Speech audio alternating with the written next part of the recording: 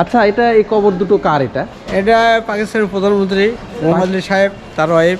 আচ্ছা, উনি তো এই বাংলাদেশেরই ছিলেন। হ্যাঁ, এখানেই তাদের বসত বাড়ি ছিল। ওনাদের বংশ মোহাম্মদ আলীর বেটা বা এলাকায় লন্ডনে আছে। সব দেশের বাইরে না? হ্যাঁ, দেশের বাইরে আছে। এখানে আর কেউ থাকেন না? এখানে মনে হয় আর কেউ নাই। মোহাম্মদ আলী হাসপাতাল, আলতাপুরনেসের খেলার মাঠ, আচ্ছা, সার্কিট হাউস, আচ্ছা, তারপরে আপনার অনেক অ্যাসেট এখনো ওদের দান করা আছে। এটা হচ্ছে যে অবিভক্ত যখন পাকিস্তান ছিল সেই পাকিস্তানের প্রধানমন্ত্রীর কবর। এই দুটা কবরের মধ্যে একটা হচ্ছে সৈয়দ মোহাম্মদ আলীর, আর একটা কবর হচ্ছে ওনার মিসেসের। আমরা চাই এটা সংস্কার হোক। আচ্ছা, এই 100 কবরস্থান তার সংস্কার হোক, 100 ভালো কিছু করুক, এটা আমরা চাই।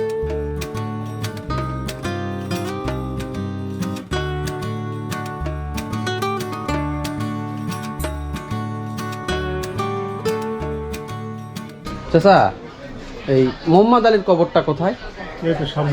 উনি কি ছিলেন? আমরা জানিয়ে যে মন্ত্রী ছিলেন। উনি প্রধানমন্ত্রী ছিলেন না? এই তখন পাকিস্তান যখন বাংলাদেশ যখন ভাগ হয়েছিল না, তখনকার উনি প্রধানমন্ত্রী। আচ্ছা, এই যে আলতাফ আলী, ওনাদেরই কি বংশধর? ওনাদেরই।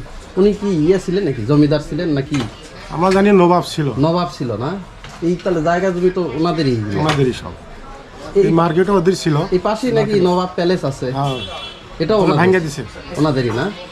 ওনারা কয় ভাই ছিল এটা জানা আছে? বলতে পারবো না, তবে প্রধানমন্ত্রী দুই ছিল ভাই না? ছিল। প্রধানমন্ত্রী ছিল। কবরটা কোন পাশে? না এখানে কবে এই পাশে গেলি না?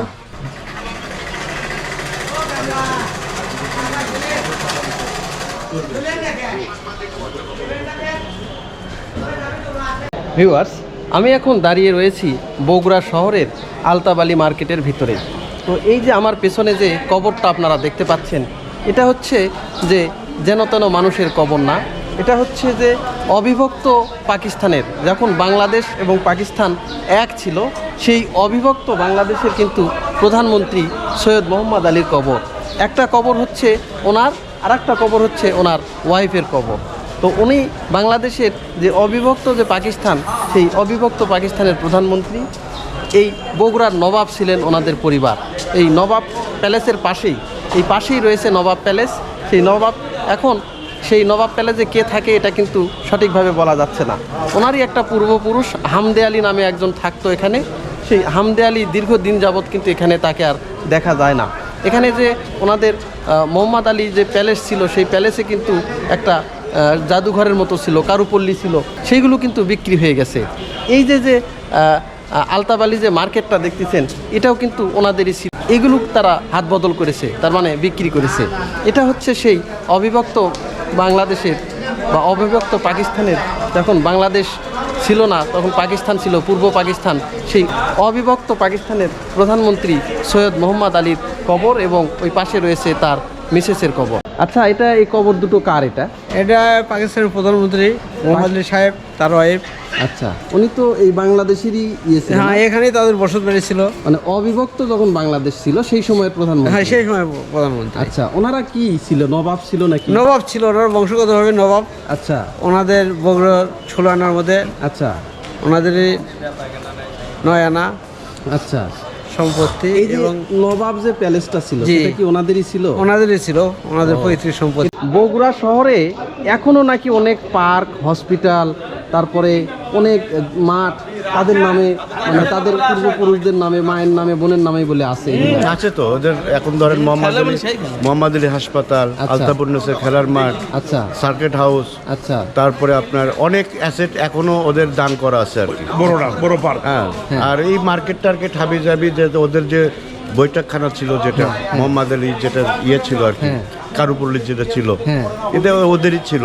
আচ্ছা, কিন্তু ওদের মানে উত্তরসূরি যারা, তারা ধরেন এখন হয়তো অনেক টাইমে অ্যাসেট বিক্রি করে গেছে। আচ্ছা, আচ্ছা, হ্যাঁ, মার্কেট বিক্রি করছে। এই পাশে ভিতরে যেগুলো ছিল এগুলো বিক্রি করে গেছে। এখন আলতাফনগর ধরেন আপনার, ওদের অনেক অ্যাসেট আছে। আলতাফনগর স্টেশন যেটা, এটা ওদেরই অ্যাসেট, ওদেরই সম্পদ।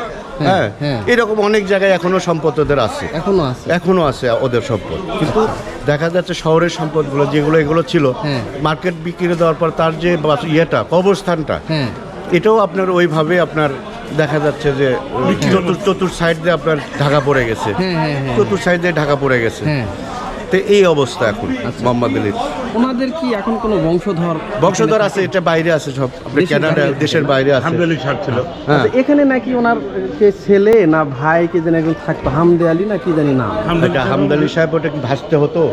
আমি দেখছি সালাম না, ভাসতে ছিল না, ছিল না, ভাসতে, আচ্ছা ভাসতেই নাকি যেন। যাই হোক, ওনার ওয়ারিশ এখনো ছিল, এখন সে অসুস্থ। আচ্ছা। সে কোথায় আছে সেটা আমরা জানি না আর কি। আচ্ছা সে কোথায় আছে জানি না। মাঝে মাঝে বাইরে থেকেও তারা আসে, দেখি দোয়া খায়ের করে এখানে, সে করে। হ্যাঁ, কিন্তু এই ইদানিং আসে দেখা যাচ্ছে না এখানে, দেখা তাদেরকে যাচ্ছে না। তাদেরকে দেখা যাচ্ছে না। আচ্ছা, এই যে সৈয়দ মোহাম্মদ আলী, ওনাদের নামের শেষে মনে হয় বগুড়া আছে না? বগুড়া। বগুড়া, ওনাদের নাম অনুযায়ী কি বগুড়া শহরের নাম হয়? না, এটা সঠিক বলতে পারবো না, এটা সঠিক বলতে পারবো না। আচ্ছা, আরেকটা যে বিষয় সেটা হচ্ছে যে এই যে ওনাকে কি আপনারা জীবিত দেখছেন? না, দেখেন না, না। উনি কত সালে প্রধানমন্ত্রী? এটাও সঠিক, আমার ঘটনা হচ্ছে স্মরণে নাই আমার আসলে কিন্তু ওইভাবে। এই পূর্ব পাকিস্তানে, পূর্ব পশ্চিম বাংলাদেশ যখন ভাগ হয়নি, না, তখন পূর্ব পশ্চিম সেই পাকিস্তান সময় প্রধানমন্ত্রী ছিল তিনি। আচ্ছা আচ্ছা, এই যে প্রধানমন্ত্রী হিসাবে এখন তো দেখা যায় যে প্রধানমন্ত্রীর ভাই বোনও হলেও কবরের অনেক চাকচিক্য থাকে, জৌলুস থাকে। তো এখন এই যে মানে অবহেলিত ভাবে অবহেলিত, এটা বলতে, এটা বলার কারণ হচ্ছে মানুষ যখন হয়তো দেখা যাচ্ছে যে জ্ঞানী গুণী মান যারা শিক্ষাগত যোগ্যতা যাদের বেশি, তাদের এই ইসলামপন্থীর দিকে খুব নজর কম আছে আপনার। আচ্ছা আচ্ছা, হ্যাঁ, কারণ হচ্ছে যখন দেখবেন যে পয়সা কড়ি হয়ে গেছে, বাবা গেছে, মা গেছে, মারা গেছে, হ্যাঁ হ্যাঁ হ্যাঁ হ্যাঁ, মারা গেছে, এটার কোনো ইয়ে নেই আর কি হ্যাঁ, আপনার। বুঝতে পারছি। মানে যে পর্যায়ে গেছে। হ্যাঁ, আর যাদের দেখবেন যে পয়সা করি নাই, ওদেরই মায়া মহব্বত বেশি আর কি, বেশি আর কি। তার মানে এটা হচ্ছে যে এক ধরনের ওনাদের নিজস্ব লোকজন না থাকার কারণেই এই অবস্থা, এটা পরিচর্য নেই আর কি। আচ্ছা, এখন বগুড়াবাসী বা সরকারেরও তো একটা দায়িত্ব আছে, এটা আপনাদের কেমন ভাবে নিচ্ছেন? আমরা চাই এটা সংস্কার হোক। আচ্ছা, এই কবরস্থানটা সংস্কার হোক, ভালো কিছু করুক, এটা আমরা চাই আর কি। এরা সরকারি খরচ দেয়। কারণ এত বড় একজন প্রধানমন্ত্রী, এটা কিন্তু আমাদের গর্বের বিষয় যে পূর্ব পাকিস্তানের প্রধানমন্ত্রী উনি, আর কিন্তু কেউ নাই, উনি, তার কবর কিন্তু এখানে, এবং উনি অনেক কিছু সংস্কার করছে সেই সময়। এই অযত্নে অবহেলায় কিন্তু এখানে পড়ে আছে। টুডে টুমুরু হয়তো উপর দিয়ে ছাদও হতে পারে, নিচে ওনার কবর থাকবে। হ্যাঁ, তার মানে এই জায়গাগুলো এটা বিক্রি হয়ে গেছে না? হ্যাঁ, মার্কেটই বিক্রি হয়ে গেছে।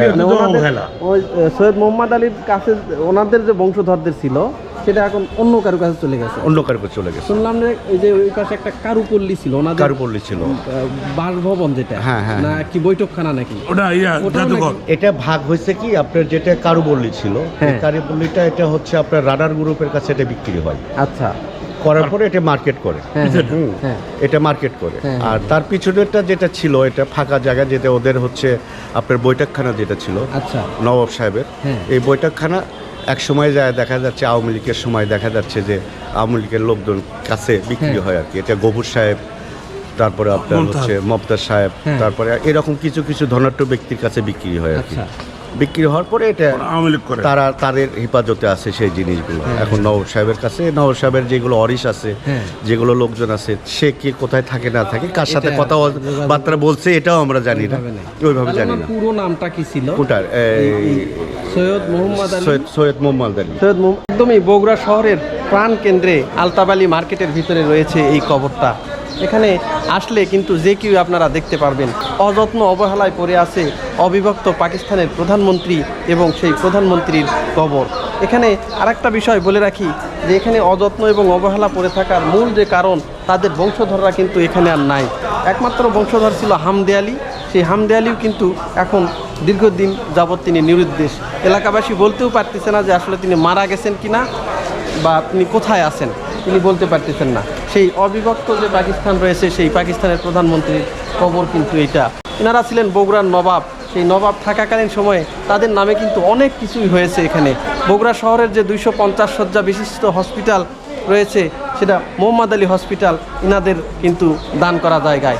এখানে রয়েছে আলতাফুন্নেসা খেলার মাঠ, সেগুলো কিন্তু ইনাদের দান করা জায়গায়। তো ইনারা এই নবাব ছিলেন। এর পাশে রয়েছে নবাব প্যালেস, যে প্যালেসে উনি আসতেন, এখানে ছিল নাকি একটা বৈঠকখানার মতো। এখানে ওনারা আসতেন, গেস্ট আসতো এবং এখানে ওনারা থাকতো। এবং হামদে আলী যিনি রয়েছেন, তাদের শেষ বংশধর যিনি, যাদেরকে এখানে দেখা গিয়েছে, তিনি এখানেই বসবাস করতেন। এই জায়গাগুলো কিন্তু মহামূল্যবান, একদম বগুড়া শহরের প্রাণ কেন্দ্রে কিন্তু অবস্থিত। একদমই বগুড়া যে সাত মাথা আছে, সাত মাথা থেকে খুবই কাছে এই জায়গাটা।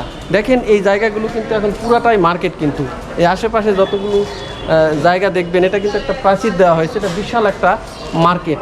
এই মার্কেটে গার্মেন্টস যে পোশাকগুলো আছে ছেলেদের মেয়েদের সবগুলো কিন্তু এখানে পাওয়া যায়। আর এটা হচ্ছে তাদের ভবিষ্যতে হয়তো এই কবরটা এখানেই থাকবে, কিন্তু উপরে হয়তো ছাদ হয়ে যাবে। এরকমও এই যে আশেপাশের যে বাসিন্দা রয়েছে তারা এরকমও বলতেছে, কারণ এই কবর সহ এই জায়গাটা কিন্তু বিক্রি হয়ে গেছে। তাদের যে বংশধররা তারা কিন্তু দেশে আর থাকেন না, সবাই বিশ্বের বিভিন্ন দেশে কিন্তু তারা সেটেল। বাংলাদেশে সেইভাবে আর কেউ আসেও না।